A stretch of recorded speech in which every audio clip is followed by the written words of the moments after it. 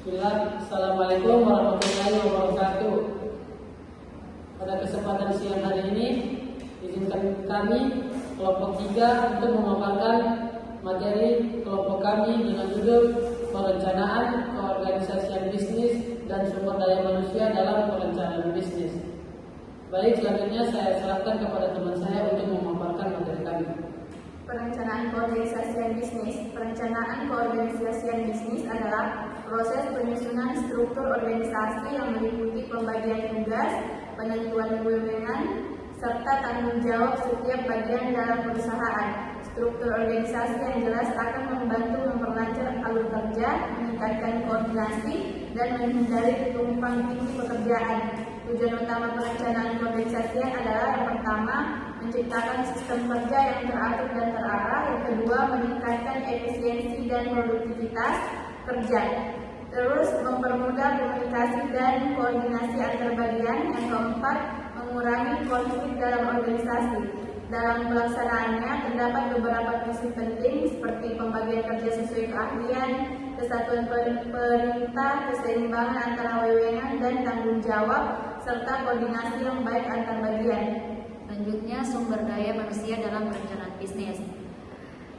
SDM merupakan seluruh tenaga kerja yang menjalankan aktivitas perusahaan. SDM memiliki peran penting karena menjadi penggerak utama dalam mencapai tujuan bisnis.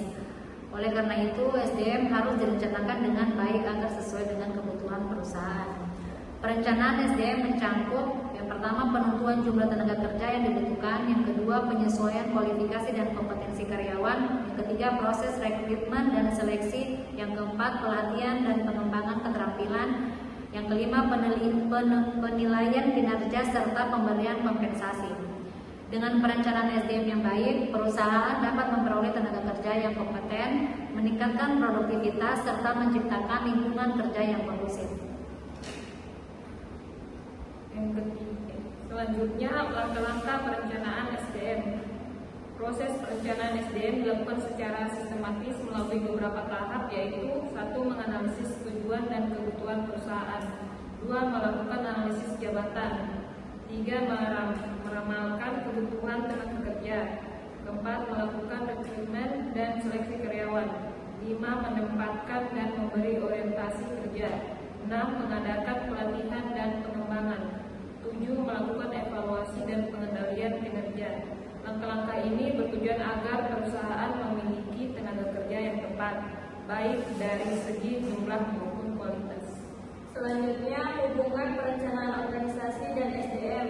Perencanaan keorganisasian dan perencanaan SDM memiliki hubungan yang sangat erat dan saling melengkapi.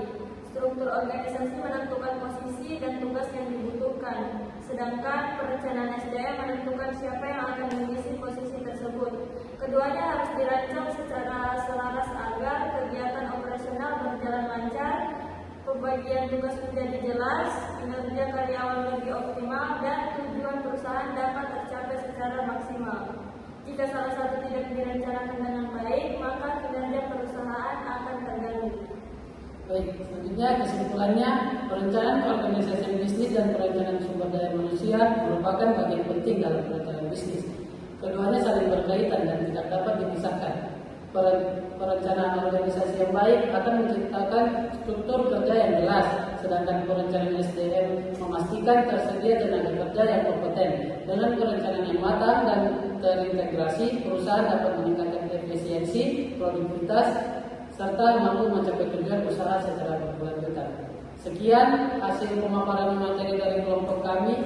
Saya ucapkan terima kasih atas perhatiannya. Wassalamualaikum warahmatullahi wabarakatuh.